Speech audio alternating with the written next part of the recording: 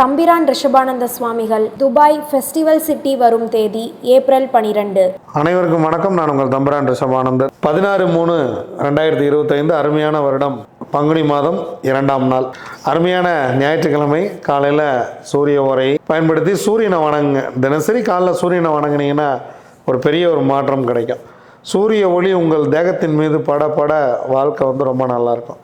சூரியன் தான் இந்த உலகத்தில் இருக்கக்கூடிய எல்லா மரம் செடி கொடிகளுக்கும் நல்ல ஒரு உயர்வை கொடுக்கக்கூடியவர். ஒரு செடி வளரணுன்னா சூரிய ஒளி வேணும். இது எல்லாருமே நம்ம ஸ்கூலில் படிச்சிருப்போம். சூரிய ஒளி கண்டிப்பாக வேண்டும் அப்படின்னு. சூரியன் தான் ஆத்மகாரகன். சூரியன் உங்கள் உடலில் பட்டுக்கொண்டே இருக்கட்டும். அதனால் காலையில் 6 மணிக்கு எந்திரிச்சு சூரியனை கும்பிடக்கூடிய பழக்கத்தை ஏற்படுத்திக்கிங்க. வாழ்க்கை ரொம்ப நல்லாயிருக்கும். சுபமுகூர்த்த நாள் ஞாயிற்றுக்கிழமை. நிறைய திருமண அழைப்புதல்கள்லாம் வந்திருக்கிறது. ஸோ கிளாஸ் இருக்கிறதுனால அதை நம்மளால் பண்ண முடியல. ஏன்னா வாஸ்து கிளாஸ் இருக்குது மதியானம் 2 to 5. அதனால் எங்கேயும் ஞாயிற்றுக்கிழமைகளில் பெருசாக என்னால் எதுவும் பிளான் பண்ண முடியல.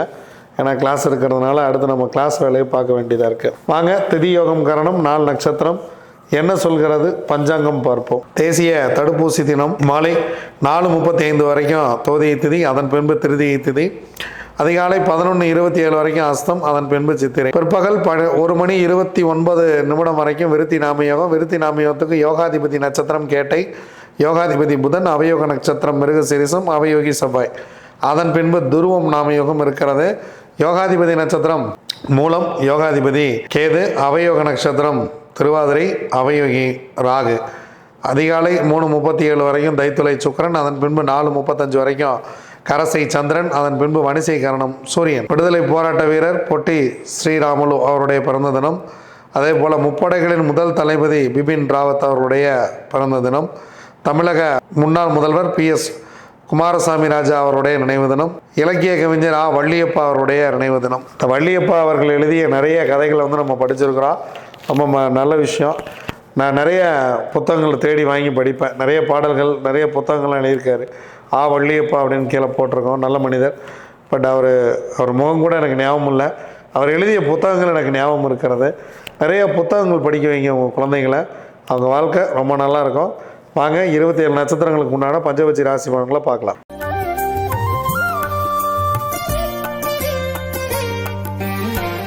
அஸ்வினி, பரணி, கார்த்திகை, ரோகிணி, மிருகசீரிசம் உங்களுடைய பட்சி வல்லூர். முதல் ஜாமம் உங்கள் பறவை நடை 50% மட்டுமே காரிய வெற்றி.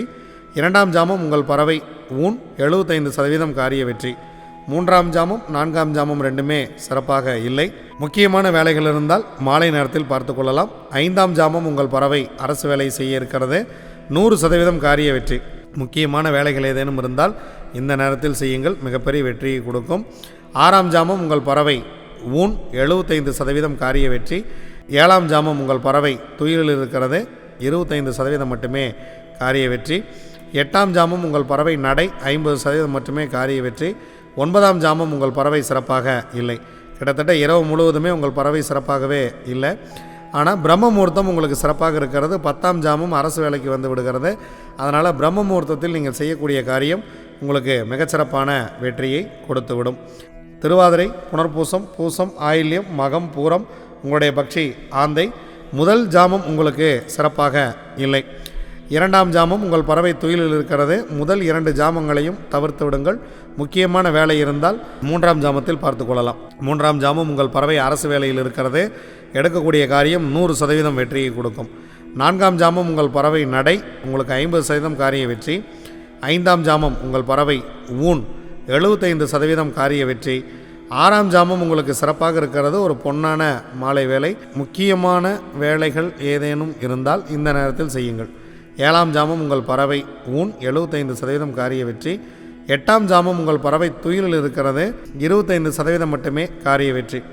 9ஆம் ஜாமம் உங்கள் பறவை நடை 50% மட்டுமே காரிய வெற்றி. பிரம்ம முகூர்த்தம் உங்களுக்கு சிறப்பாக இல்லை.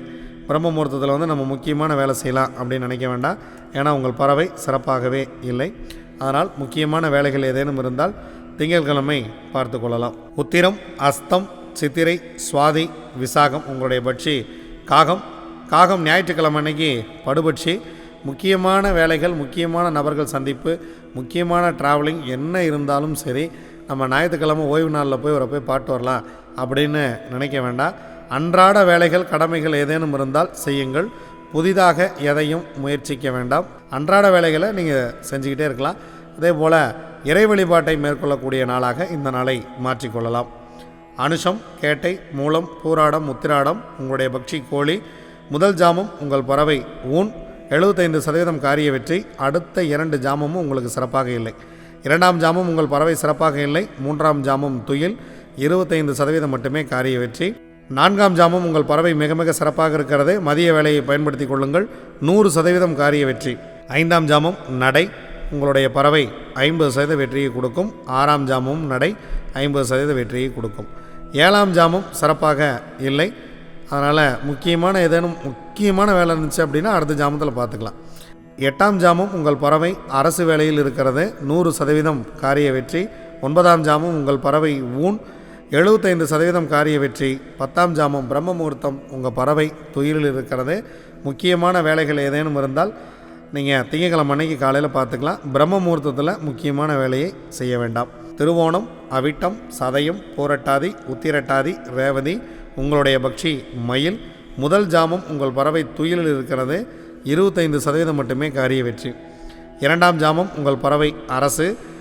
100% காரிய வெற்றி. முக்கியமான வேலை இருந்துச்சு அப்படின்னா ஞாயிற்றுக்கிழமை அன்னைக்கு காலையில் இந்த நேரத்தை பயன்படுத்துங்க. ஒரு மிகப்பெரிய ஒரு வெற்றியை உங்களுக்கு கொடுத்துரும். 3ஆம் ஜாமம் உங்கள் பறவை நடை. 50% மட்டுமே காரிய வெற்றி. 4ஆம் ஜாமம் உங்கள் பறவை ஊன். 75% காரிய வெற்றி. 5ஆம் ஜாமம் 6ஆம் ஜாமம் இரண்டுமே சிறப்பாக இல்லை. 7ஆம் ஜாமம் உங்கள் பறவை நடையில் இருக்கிறது. 50% காரிய வெற்றி. 8ஆம் ஜாமம் உங்கள் பறவை சிறப்பாக இல்லை. 9ஆம் ஜாமம் உங்கள் பறவை அரசில் இருக்கிறது. 100% காரிய வெற்றியை கொடுத்துவிடும். 10ஆம் ஜாமம் ஊன். 75% காரிய வெற்றி. பிரம்ம முகூர்த்தத்தில் நீங்கள் ஆரம்பிக்கக்கூடிய காரியம் மிக மிக சிறப்பாக மகிழ்ச்சியாக இருக்கும். இதுவரைக்கும் 27 நட்சத்திரங்களுக்கு உண்டான பஞ்சபட்சி ராசி பலன்களை பார்த்தோம். வாங்க நம்ம தொடர்ந்து பயணித்திருப்போம். நன்றி, வணக்கம். நான் உங்கள் தம்பிரான் ரிஷபானந்தர்.